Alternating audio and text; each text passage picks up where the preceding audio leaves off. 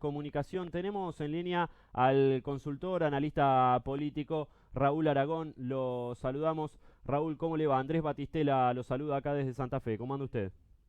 Andrés, ¿cómo estás? Muchísimas gracias por la entrevista. No, gracias a usted por atendernos, Raúl, para charlar un poco del clima político ese que lo convocamos. Bueno, hoy el caso de la chiquita Maya, ¿no? Es el que nos tuvo en vilo durante las últimas jornadas, pero también hay tintes políticos alrededor de esto, aquellos que dicen, ¿por qué no profundizamos sobre qué está pasando con la pobreza en la ciudad autónoma de Buenos Aires, que gobierna el PRO, y aquellos que dicen la pobreza es estructural, culpa del peronismo? ¿Cómo está viendo usted el clima político en general en un año tan complicado y además electoral, Raúl? Bueno, mirá, el crecimiento de la pobreza ha sido una constante, no solo con este gobierno, sino que ha sido una constante desde el menemismo para acá. Si mirás las curvas de crecimiento, del aumento de la pobreza, son curvas que aumentan, bajan un poquito, menos de lo que aumentaron, vuelven a aumentar. Entonces tenés como una especie de serrucho creciente, pero que es una tendencia. O sea, no es atribuible a un solo gobierno, creo que es atribuible a una clase política bastante inepta, con Ujú, algunas excepciones. ujú. Creo que nuestra clase política es inepta en general y también en muchos casos corrupta, y es una combinación muy nefasta para la sociedad. Ujú. Genera, entre otras cosas, pobreza, también genera inseguridad, pero también genera una especie de desazón en la juventud que no ve horizontes, entonces se va del país, en fin. Eh, Esto no es atribuible al PRO, no es atribuible al peronismo, es atribuible a toda la clase política, como dije, con excepciones. Ahora, el caso de la... Hay que aclarar bien esto, es decir, la policía de la ciudad, cuando esta chica Maya todavía estaba en la ciudad, siendo sacada de la ciudad por este señor, no existía una denuncia. La denuncia aparece una vez que ella ya estaba fuera de la ciudad. Ujú. Así que no es muy atribuible una incapacidad de reacción de parte de la policía de la ciudad, que por otro lado sí hizo un buen trabajo con las cámaras, ¿no? Eso fue muy bueno, sí, ayudó.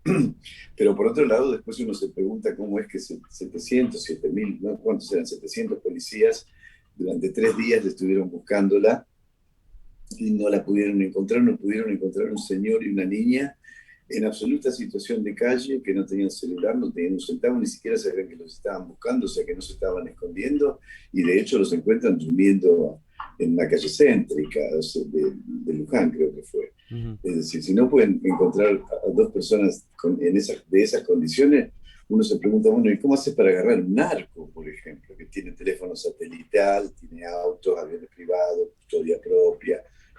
Digamos, si no puedes encontrar no los pudieron encontrar en 3 días. 700 efectivos buscándolas con helicópteros, aviones, perros, no pudieron encontrarlo en 3 días. ¿Cuál es el grado de eficiencia de la policía bonaerense y de la policía federal, que son los verdaderos involucrados ahí? Más allá de que la policía de la ciudad haya colaborado con efectivos, pero digamos, no es su área de competencia, es la provincia. Eh, y los temas políticos, si quieren convertir esto en una reflexión con intencionalidad política sobre el origen de la pobreza y qué grado de competencia, qué grado de responsabilidad le cabe al gobierno de la ciudad por la pobreza y la marginalidad, realmente es una chicana mediocre. Y yo no voy a defender el gobierno de la reta Santilli, creo que es una muy buena gestión, pero quiero decir, tendría un montón de críticas para hacerlo, pero quiero decir que es muy mezquino tomar una cosa como esta, que tiene una cantidad de atributos espantosos, una madre drogadicta, una niña que vive en la calle, un psicópata que anda suelto, que ya tiene una acusación por abuso de menores y que nunca fue llamado a indagatoria. Ujú. ¿Qué más querés meter ahí? Tiene todo eso. Entonces, convertir eso en una cuestión política, en vez de ver cómo se resuelven las cosas, la verdad que me parece Sí, muy yo mezquino. apuntaba a otro lado, Raúl, y a mí no me gusta nada lo que estoy viendo en televisión por estos días. Digo, un canal antiperonista que se instala en Formosa, más allá de lo que uno piense sobre Formosa, para mostrar lo que pasa Sí, con la gente pobre de esa zona. Si yo voy con una cámara ahora a Santo Tomé, acá pasando Santa Fe, voy a uno de los barrios más carenciados con una cámara y empiezo a hacer notas, también voy a encontrar de todo para hacer política, entre comillas, como la están haciendo en Formosa. Esto más allá de la represión policial, digo. Ayer reprimieron en Jujuy y no apareció en estos canales de televisión, y así parece que todo se termina politizando, Raúl, en el sentido de si me conviene o no que quede manchado tal o cual gobernador. Me parece, y esto tal pienso cual. yo, que estamos en un clima político muy enrarecido.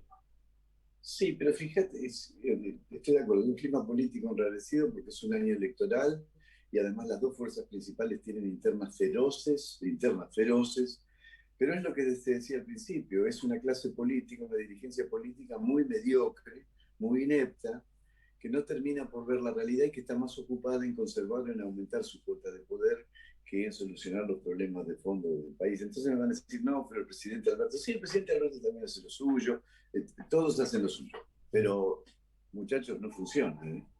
Claro, Entonces, ¿qué querés que te diga?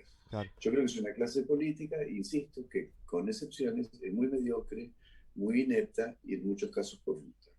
Y eso pone a la sociedad en un lugar de una vulnerabilidad extrema, no solo vulnerabilidad frente a la delincuencia, frente al hambre, frente a la salud. Es decir, a ver, no hay un solo distrito que pueda vanagloriarse de haber llevado adelante un programa de vacunación efectivo y que haberlo ejecutado eficientemente. Es decir, tenemos vacunados con primera dosis más o menos el 4%, 4 y algo, y con la primera dosis y el 1 y algo con la primera y la segunda. Ujú. Realmente, y nos está llegando una cepa, dos cepas que son mucho más contagiosas. En fin, no es no es que han logrado Sí, sí. una ejecución importante, ¿viste? Entiendo, entiendo el concepto. Raúl, ¿cómo ves al frente de todos de cara a las elecciones 2021 y de qué va a depender su éxito o fracaso allá por agosto y octubre? Imagino que la economía, quizás lo más importante, ¿no? Yo creo que hay dos variables ahí. Una, por cierto, es la economía. Puntualicemos la economía en términos, como mínimo, de incremento del poder adquisitivo de la clase media y media baja, que son las que más calidad de vida perdieron durante este año de pandemia. Porque las clases más bajas de todas, aún en su pobreza, fueron contenidas más o menos en el nivel que ya tenían de antes. No quiere decir que dejaron de ser pobres, es decir, no empeoraron su condición de pobreza. Lo que sí, se aumentó mucho la pobreza, es decir, hubo clase media baja que pasó a pobre y clase media que pasó a clase media baja. Primero es recuperar el poder adquisitivo fundamentalmente de ese sector. Y segundo, es que el programa de vacunación tome una velocidad significativa, de modo que de generar en la población la sensación de que se está vacunando masivamente. O sea, ayer lo vacunaron a mi abuelo, ayer al señor que vive al lado, mañana lo vacunan a mi tía, pasado a mí, después a mi hijo. Ujú. Que haya esa sensación generalizada, ¿no? Es decir, que el comentario, tanto en la sociedad como en los medios y en las redes, sea algo así como, bueno, por fin arrancó una vacunación masiva. Yo creo que va a depender de eso y de la recuperación de la economía, fundamentalmente en términos de recuperación de poder adquisitivo de la clase media y media baja. Raúl, y por el otro lado, la oposición que representa Juntos por el Cambio, quizás con una fortaleza mayor a la que tenía por 2019 debido a las complicaciones que tiene quien está al frente del gobierno. Bueno, no sé si hay una fortaleza mayor, porque hay un problema allí, y es que es la aparición de José Luis Espert en la provincia de Buenos Aires y de Milei en la ciudad de Buenos Aires. Ujú. Eh, no quiero hacer un estimado muy exacto del resultado de acá 8 meses, 7 meses, no sé cuánto falta por la general, pero ciertamente pueden rondar en la provincia cercano a los 10 puntos, 8, 10 puntos, y Milei entre 5 y 7 en la ciudad. Esos son puntos de un electorado que le saca a Juntos por el Cambio, ¿no? Ujú. Así que ahí hay un conflicto. Y después tienen dos problemas serios. Uno, básicamente, que no tienen candidato en la provincia de Buenos Aires, no hay ningún candidato que mida nada de los posibles candidatos, excepto María Eugenia Vidal, que no quiere. Ujú. Y después en la ciudad, el conflicto ya es la interna que hay, eh, de varios referentes, Patricia Bullrich, Martín Lustó, etcétera, porque están conscientes, y es verdad, que el que encabece la lista por el PRO para diputados nacionales en octubre es el que se posiciona, si hace una buena elección, para la jefatura de gobierno en el 23, de la pole position, eso siempre es así. Ujú. Entonces ahí hay un conflicto también muy fuerte de interna. De manera que las dos fuerzas están bastante comprometidas. Por otro lado, en la provincia de Buenos Aires, este experimento político medio extraño que ha hecho el kirchnerismo de quedarse con la estructura del PJ bonaerense, ha generado al interior del PJ histórico de la provincia una inmensa ola de rechazo que está comenzando a agruparse con la intencionalidad de presentar en octubre una lista por afuera, una lista con otra designación partidaria, y eso le sacaría votos al proyecto kirchnerista, o sea que también el kirchnerismo podría perder. Lo que quiero decir con esto es que la configuración del escenario electoral de la provincia de Buenos Aires todavía no está definida, es una moneda en el aire, se tienen que Claro, definir varias cosas internas primero para ver, hacer alguna estimación más o menos seria del resultado de octubre. claro.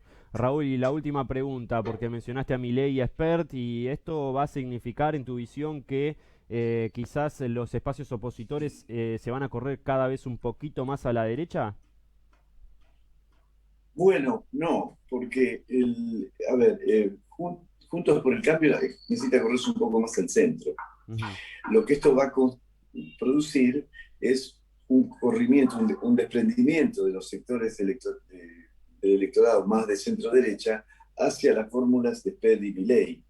Pero el Juntos por el Cambio no puede derechizarse más de lo que ya está. Ujú. Es más, el, el referente en crecimiento y que uno visibiliza